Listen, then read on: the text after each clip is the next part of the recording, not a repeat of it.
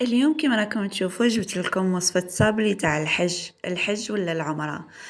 أي مناسبة من هذه المناسبات يوالم هاد الكاطو. معكم حلويات أم محمد كيما راكم تشوفوا ما شاء الله تزيين شباب. هذا كانت عندي طلبية وصفة تاع حج. قبل ما نبدو نصلوا على النبي ونروحوا للوصفة تاعنا. كنت خدمت هذاك صابلي وخدمت هذا ديليس الليمون. ديليس الليمون ان شاء الله الفيديو اللي مورا هذا نحطها لكم بالتفصيل الممل. نروحوا للوصفة. يلا نقولوا بسم الله واش نحتاجوا في هذه الوصفة. كما راكم تشوفوا جيبي باسينه ولا قصعه ولا اللي تخدمي فيها الحلويات. درت ملعقه تاع لافاني كما راكم تشوفوا، ودرت قرصه تاع الملح، وغادي نخدم بالوصفه تاع صابلي الكيله. درت كيله تاع 500 غرام تاع الزبده كما شفتوني. نصف الكيله عند الخط نديروها سكر، ونديرو تاني نصف الكيلة عند الخط هذاك نديروها زيت، ودرت 2 ملاعق تاع حسل، وغادي كلش نطلع بالباتير، ومن بعد نزيدو المكونات اللي بباقيتنا. كيلة زبدة، نصف كيلة سكر غلاس، ونصف كيلة تاع زيت، ملعقة تاع عسل ولافاني وقرصة الملح ما تنسوها ليش. وغادي نطلع بالباتير، ومن بعد غادي نزيد 2 حبات بيض، ونزيد نصف كيلة تاع مايزينا. عندي هنايا كاوكاو محمص ومرحي، والبيض غادي ندير غير 2 حبات بيض. الا بغيتو تضاعفوا المقادير زيدوا ديروا 4 بيض.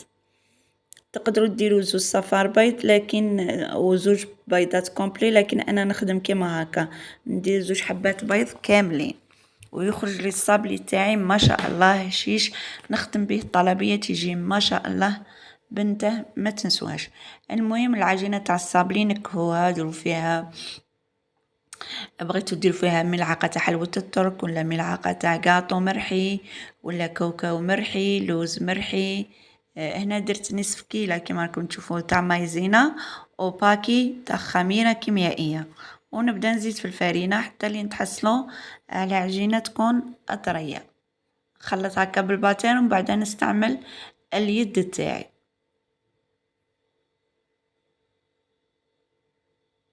هكا. نستعملوا اليد تاعنا باش نعرفوا القوام تاع العجينه. بعد لي تخدموا العجينه تاع الصابلي تاعكم تحصلوا على ديك العجينه طريه.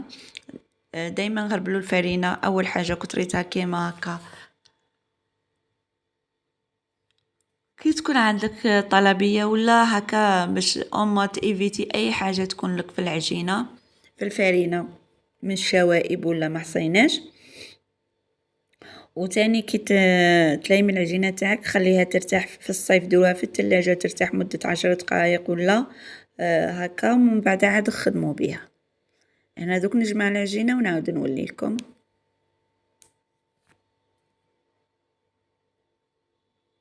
هذا هو القوام تاع العجينه كما راكم تشوفوا. دوك نخليها ترتاح ونجيب بلاستيك ونخدموا العجينه مع بعض.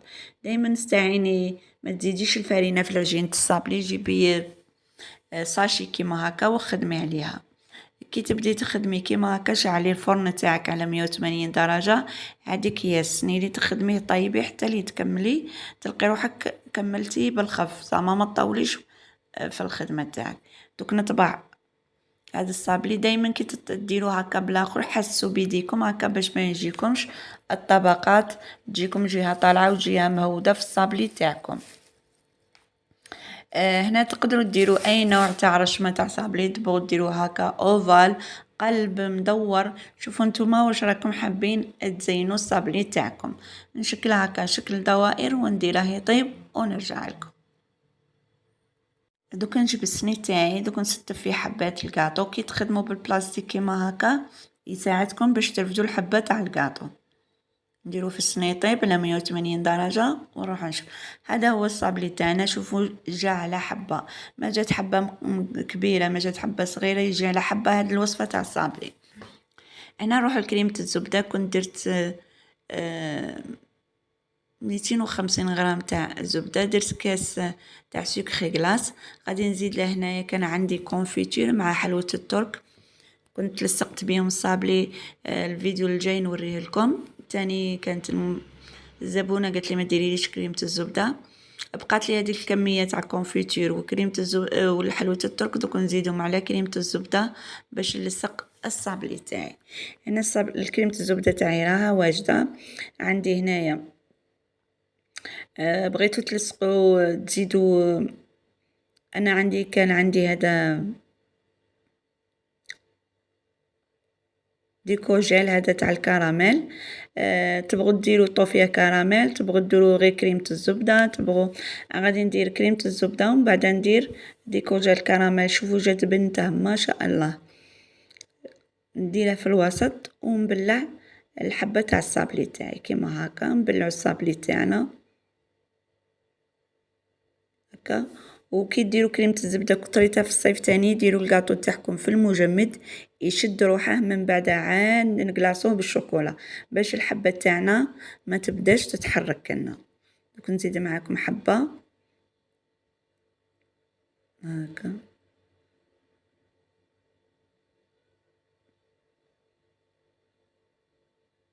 كما راكم تشوفوا. ودائما خدموا بهاد لي بوش يساعدوكم في الخدمه وتجي الخدمه تاعكم انقيه. كيما هكا نديروا كريمه الزبده. كريمه الزبده تاني نديروها في الثلاجه هكا باش تشد روحها. كي تخدموها ديروها في الثلاجه باش تشد روحها وما تسيح لكمش مع الحمان الحراره. البني ادم راهم يسيحوا ماشي حتى الزبده. نقلع هذيك الزياده اللي راكم تشوفوا فيها ونروحوا نقلاصوا الكاطو تاعنا. وقبل ما نروحوا الكلاصاج هنا خدمت هاد ليموتيف بعجينه السكر الخضراء وشريت هاد ليمون. هاد ليمون ما ننصحكمش بيهم، ما عجبونيش، ما يطبعوش. كنت غادي ندير هذا تاع الدعاء وكاع ساعه ما عييت كيفاش باش نطبع ما نطبع ليش ما خرجت الرشمه. ما عجبونيش هاد ليمون، شريتهم 25,000 لكن ما خرجوليش هذيك الرشمه كيما نبغي. كنت من بعد هذيك الرشمه تاع الدعاء ما خرجتليش، ما درتهاش، ما عجبتنيش الشغل ودرت السبحه. انا كانت عندي شوكولا بيضه كما كتشوفوا. حميتها ذوبتها على حمام مائي. نجيبوا هذه اللي نمرسوا بها البطاطا. شوفوا هذه الخدمه ما شاء الله. ما تطيح لكم الحبه تاع الكاطو ما تلوت. انا شفت هذه العفسه شفتها في التيك توك قلت نشاركها معكم. وتاني عمليه على بالكم ماشي كيما تحطوا فرشيطه كيما هكا تبداو تفرغوا الشيكولا طيح لكم حبه الكاطو. هذه تاع اللي نمرسوا بها البطاطا ترفد لكم الحبه تاع الكاطو. تاني تكتر منها الشوكولا بالخف وتجيكم زعما الخدمه فيها احسن واحسن. نقلاص الكاطو تاعي كيما هكا هنا الشوكولا البيضاء في الحمان وكاع زيدوا لها غير ملعقه برك تاع زيت. ما تكتروا لهاش الزيت كيما هكا. نقلاص كاع الحبات اللي عندي. ودائما قلت لكم الكاطو ديروه في المجمد هكا باش يساعدكم في الخدمه كما راكم تشوفوا. نحطها فوق ورقه طهي ولا بلاستيك ولا ونحركها تاني هكا باش تساعدني باش ما نقوهاش بزاف. هنا كنت خدمت الكعبه هذه كما وريتكم وهذوك السبح. بعد اللي درت لهم هذاك الناكري نلصقهم بالشوكولا اللي بقات لي. نلصق تاني كنت درت لهم شويه الكاطو تاعي درت له ناكري ابيض من الفوق هكا باش يجيني لماع ويجيني شباب. ولصقت السبحات تاوعي